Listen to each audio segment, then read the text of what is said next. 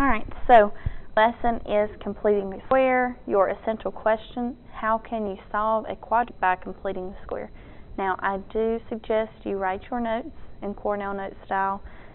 I did not. However, you can adjust, take your notes. Now, I mentioned this in class, but when you are watching this video or taking your notes, if you get it and you want to skip forward, maybe try the problem and then watch to see if you got the answer right, you can do that. If you don't understand how to do it, you can start back over at the beginning of the example and watch it over again. Watch it until you understand it. And the point of this is that you can kind of work at your own pace and make sure you know how to do it, and then when you come into class, we'll do some practice problems with it just to make sure, and so you can get that time to work with me and I can help you more one-on-one. So when we start this, if you have to pause to finish writing your objective and essential question, that's fine. I'm going to go ahead and move through. So our example we've got is 3x squared minus 18x minus 15 equals 0. This is a quadratic equation. We're solving just like we've been solving by factoring, solving by graphing, and solving by the quadratic formula. This is one more way that you're going to learn how to solve. So I've written the steps in this column on the left, and I will show you how to work them out on the right. So the first thing says to make sure a equals 1. So if you notice, I've got a 3 in front of my x squared. Typically when you have these problems and there is an A coefficient, that can normally be factored out of these. If you notice 18 and 15, I can divide both of those by 3. So I'm going to factor out 3. So 3x squared divided by 3 is going to leave me with x squared. Negative 18x divided by 3 leaves me with negative 6x. And negative 15 divided by 3 is going to leave me with a negative 5. Now, I need a to be equal to 1. So I'm going to get rid of that 3. Well, if you notice, this whole polynomial is being multiplied by 3. So I'm going to divide this whole left side by 3, and whatever I do to the left side, I have to do to the right. So I get x squared minus 6x minus 5 equals 0. Now, my next step, bring c to the right side. So my c term is my constant, the number without a variable, negative 5. In order to move minus 5 to the right side of my equation, I need to add it to both sides. So this becomes x squared minus 6x equals 5. So x squared minus 6x equals 5. Now, the next thing we have is to add b divided by 2 squared to both sides. Now, I wrote it like this so that you have a way of looking at it and understanding it. But as we work through these examples, if you just want to say half of b squared, you could do that. For the sake of the first example, we're going to write it out how it's written in the step. So I'm adding b divided by 2 squared. Well, my b term is negative 6. So I've got x squared minus 6x plus, well, b divided by 2, so negative 6 divided by 2 squared. And whatever I do to one side of my equation, I have to do to the other. So that's why we're adding it to both sides. So plus negative 6 divided by 2 squared.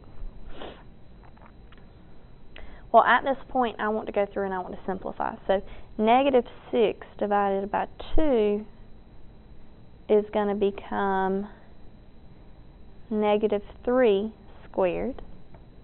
I'm going to do that to both sides. So now I've got 5 plus negative 3 squared. And then I can once again simplify. Negative 3 squared is going to give me a positive 9. So I've got x squared minus 6x plus 9 is equal to 5 plus 9. And I can simplify it one more time. 5 plus 9 is going to give me 14. So x squared minus 6x plus 9 equals 14. So we've added b over 2 squared to both sides. And now I've got my equation, x squared minus 6x plus 9 equals 14. Now, it says factor. I'm going to make a note. We're going to factor the left side. So we're just going to factor the left side. So I would find the numbers that multiply to give me 9. So we've got 1 and 9, 3 and 3. They have to multiply to give me 9, but add to give me negative 6. So that tells me that it's going to be negative 3 and negative 3. So I've got x minus 3 times x minus 3 equals 14. Now, this is what's going to always happen with these problems. Notice my factors were negative 3 and negative 3. That's going to be that number that you get up here. It's always going to be that. So a trick to this, as you move forward, you know it's going to be x and whatever this number is. So minus 3 in this case. So x minus 3 times x minus 3, I can rewrite that as x minus 3 squared. And that leads me into my next step, because now I have to take the square root of both sides. So I'm going to take the square root of this side and the square root of this side. Well, we should know that when you take the square root of a square number, it just cancels out. So this becomes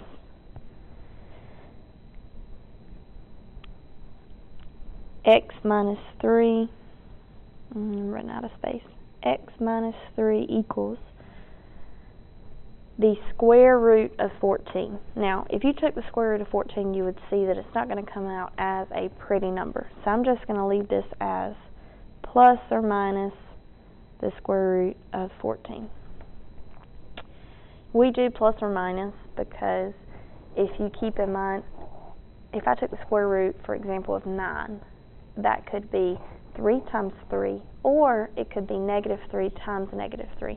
So that's the reason behind the plus or minus. So our last step is to solve for x. When I solve for x, I have to add 3 to both sides. So we get our final answer as x equals 3 plus or minus the square root of 14. And that is our final answer.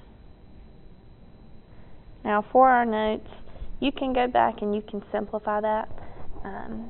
Let's see, we would get 3 plus the square root of 14 would give us 6.74 and negative 0.74.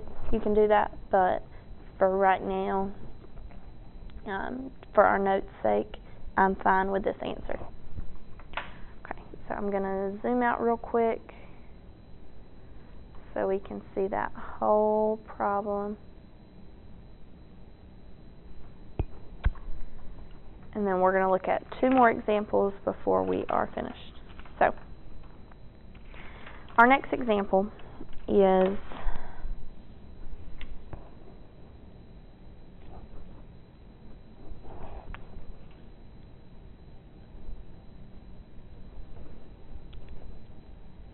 x squared minus 6x minus 9 equals 0. Now, I'm not going to write my steps this time. You have those to reference. We're just going to go through the problem. So, our step 1 was to make sure a equals 1. Well, if you notice, a is already equal to 1. So I can go ahead and skip that step, and I can move on to bring c to the right side. So my c term here is negative 9.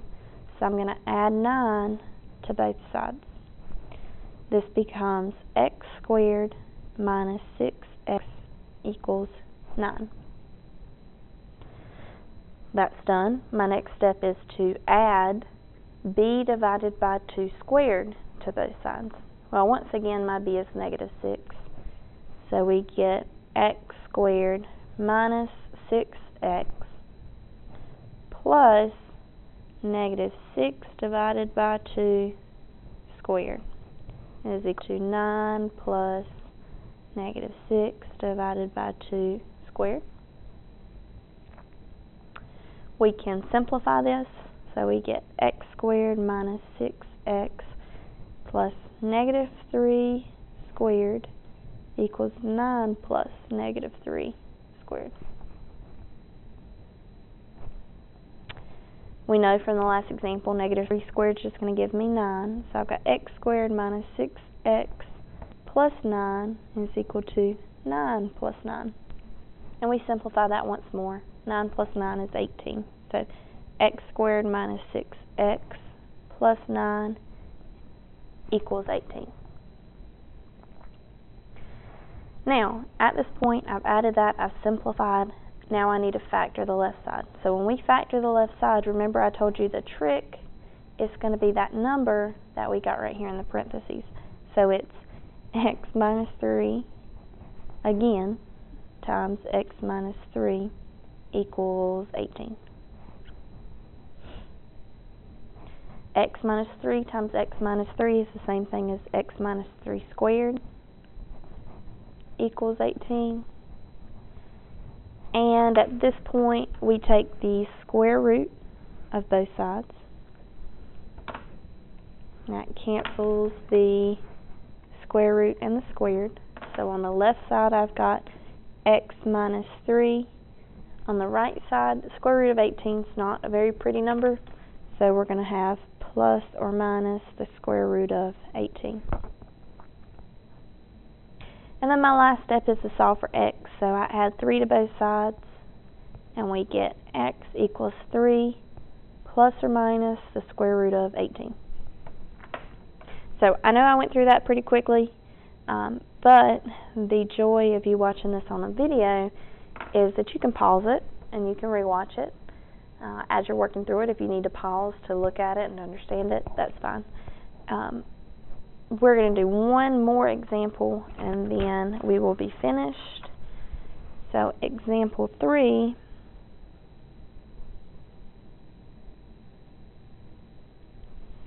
is 2x squared minus 4x minus 16 equals 0. So here, first step, make sure a is equal to 1. Well, a is not equal to 1, so I need to look. 2 divides into all of this, my greatest common factor. So 2x squared divided by 2 is x squared. Negative 4x divided by 2 is negative 2x. And negative 16 divided by 2 is negative 8. And just like the first example, we go through and we divide by that GCF on both sides. So I get x squared minus 2x minus 8 equals 0. Next step, bring c to the right side. So add 8, and we get x squared minus 2x is equal to 8. We've done that. Now we add b divided by 2 squared to both sides. So this time my b is negative 2. So we have x squared minus 2x plus negative 2 divided by 2 squared. And we're going to do that to both sides. So on the right side I've got 8 plus negative 2 divided by 2 squared. Remember, we go through and we simplify. So x squared minus 2x plus negative 2 divided by 2 gives me a negative 1 squared. So I've got negative 1 squared on both sides. Negative 1 squared we know is just 1. So now this becomes x squared minus 2x plus 1 equals 8 plus 1. Now, since I'm running out of space on my page, I'm going to simplify the right side as I factor the left side.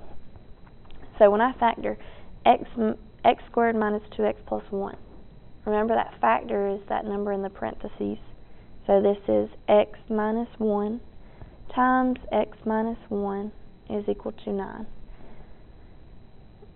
if you question that, the two numbers that multiply to give me -1, or +1 but add to give me -2, are -1 times -1. We rewrite this as x minus 1 squared equals 9. Take the square root of both sides. And remember that square root cancels the square. So we get x minus 1 equals, now this time 9 is a square. So when I take the square root of 9, I get 3. But remember, we have plus or minus 3.